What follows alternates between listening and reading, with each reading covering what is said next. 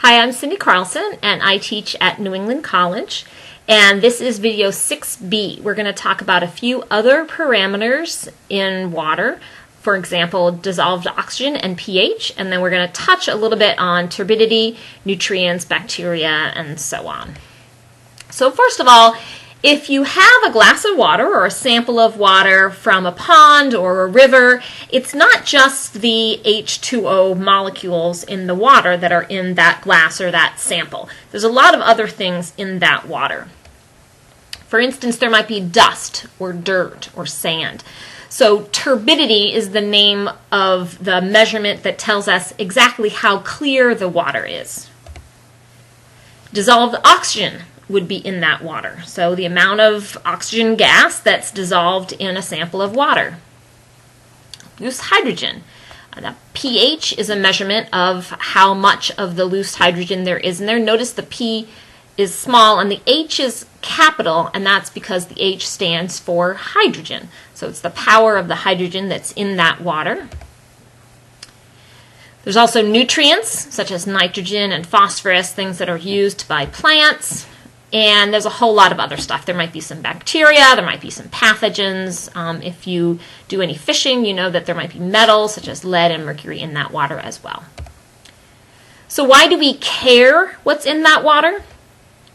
Well, the dirt, sand, and dust tell us how clear the water is, and we want to know that because we want to know if light can get through the water to the plants that are anchored to the bottom of the pond or the stream. We want to know if fish can see to hunt within that water body, or if the things they're hunting can see the fish coming and get out of the way. So is there enough clarity in the water for the organisms to survive? For dissolved oxygen, fish and other organisms that live in the water take oxygen out of the water just like we take oxygen out of the air. They use gills to take the oxygen out of the water. So the organisms that are within the water need that to breathe. And here's a little organism, and there he is breathing the oxygen. All right.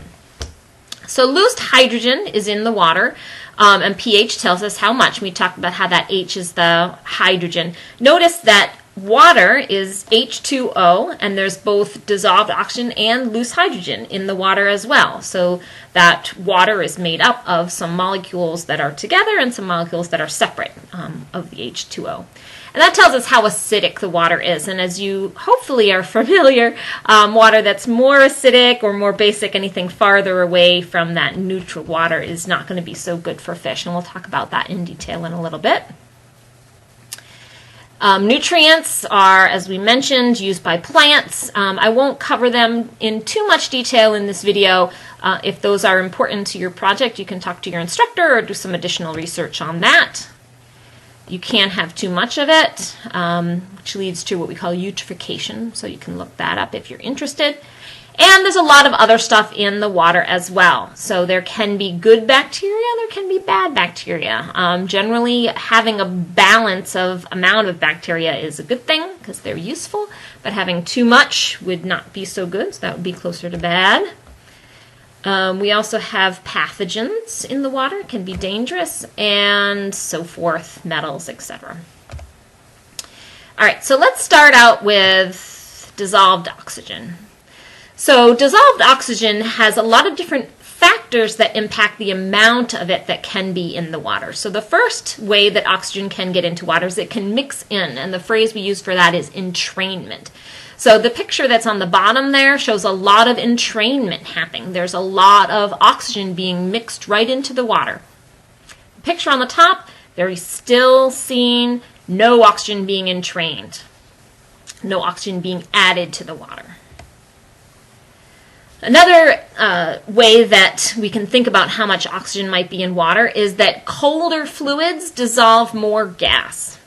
So even when you open the bottle, and we'll see this at the end of the video, when you open the bottle of a cold soda, it stays carbonated. But if you leave it out on the counter, let it get flat, it'll try to get rid of that gas as much as possible because warm liquids don't dissolve as much, aren't able to hold as much gas in them.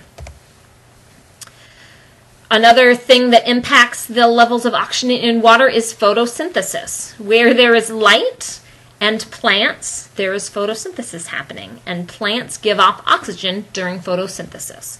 So if there are lots of plants, like in the picture at the top, the lily pads, there might be a lot of oxygen there in the water. And again, it depends on the entrainment, it depends on the temperature of the water. Sometimes the plants might be very, very small, so you wouldn't notice them. Like algae, for example, do some photosynthesis, so that might be what that man is doing. And over here on the right, I've shown some pictures of some plants that are native to New Hampshire. Bladderwort, for example, is native, and Eurasian milfoil is exotic. So it's a plant, it's found in the ponds, it does photosynthesis, but it outcompetes sometimes the other plants. So plants and oxygen, where there's light, there's photosynthesis. Where there's photosynthesis, plants are producing oxygen. And the chemical reaction down the bottom here, carbon dioxide plus water with light energy leads to carbohydrates and oxygen. And those plants want those carbohydrates because they want to be able to grow. But we also like those carbohydrates because we like to eat plants and use that those carbohydrates for our cells. But that oxygen is what is being created, what we care about in this case. All right, so there's lots of factors that impact the amount of DO present. If it's warm, if it's cold, if the water's warm, if the water's cold, if there are plants photosynthesizing, if the water is moving and entraining more oxygen, or if it's not moving. So you can picture that we can't really guess ahead of time whether there's going to be more oxygen in the stream at the top or more oxygen in the stream at the bottom. The water is very cold at the bottom, so it can hold more gas. If the gas gets in there, it can hold it. But then again, it may not have any way to get it. Maybe there's rapids upstream adding oxygen, and then the still cold water is holding on to it. Whereas at the top picture, we can see that there's rapids, but the water might not be able to hold on to the oxygen. So you can't necessarily tell ahead of time what you're going to find as far as dissolved oxygen. Right, and as we mentioned in a previous video, there are some plants that some fish, that really like cold water fisheries, and others that like warm. So here's the range of tolerance for dissolved oxygen in fish. Notice that once you get down below, say, 2, you're not going to have anything, and that's really, really acidic. The regular fish that we would see around here would be somewhere in the 5 range, and they could only tolerate that for maybe 12 to 24 hours. The oxygen really needs to be in the 6 parts per million range in order for the fish to be happy and spawning and so forth. All right. So the next factor that we'll look at is pH. So again, pH is a measure of the acidity of water. 7 is neutral. If you're less than 7, you're acidic. And if you're greater than 7, you're alkaline or basic. And I've put some examples on here. 7, exactly at 7 would be pure water. I thought it was pretty interesting that in the morning your urine is more acidic, 6.5 to 7, but in the evening your urine is more basic, 7.5 to 8. And you can see on here that eggs are basic, baking soda, ammonia, soapy water, those are the basic items. And actually a healthy lake is a little bit acidic. Acid rain is much more acidic, more in the 4.2 to 4.4 range. Orange juice and soda down in the 3. The acids in your stomach, your gastric acid, more like 1.5 to 3.5. So as I mentioned, the pH stands for the power of hydrogen. So it's a logarithmic scale, if you understand those. If not, you can just understand that for each one number on the pH scale, there's a difference of 10 times the amount of acidity in the sample. So, for instance, the difference between a 6 on the pH scale and a 7 on the pH scale, so you see the difference 6 and 7 on the x-axis, is a difference of 10 times the acidity on the y-axis. The difference between 7 and 8, again, 1 unit on the pH scale, x-axis, 10 units on the acidity, the y-axis. And the same goes between 5 and 6, and you can see between 5 and 7, there would be 100 times. So down the bottom, if you see that soda, which has a pH of 3, it's 100 times more acidic than coffee, and soapy water, pH of 12, is 100,000 times more basic than clean water.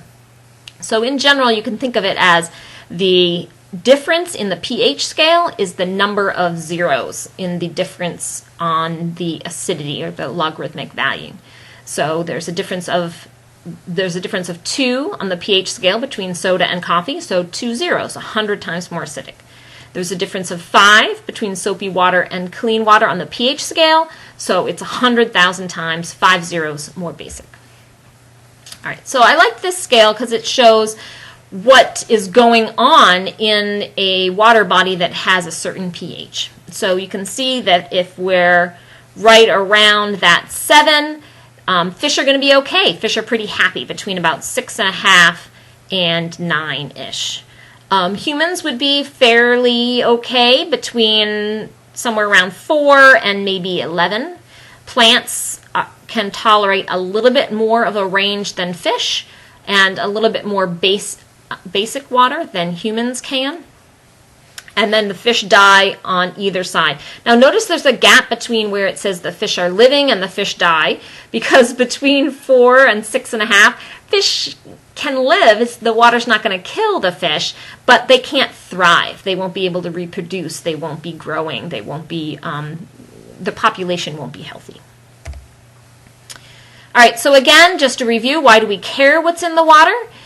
We care because it affects the health of the whole water body. It affects the health of the whole system. And as we mentioned before, the Lovortex meters are measuring the pH, they're measuring the conductivity, and they're measuring the temperature. We talked about conductivity and temperature in video number 6A.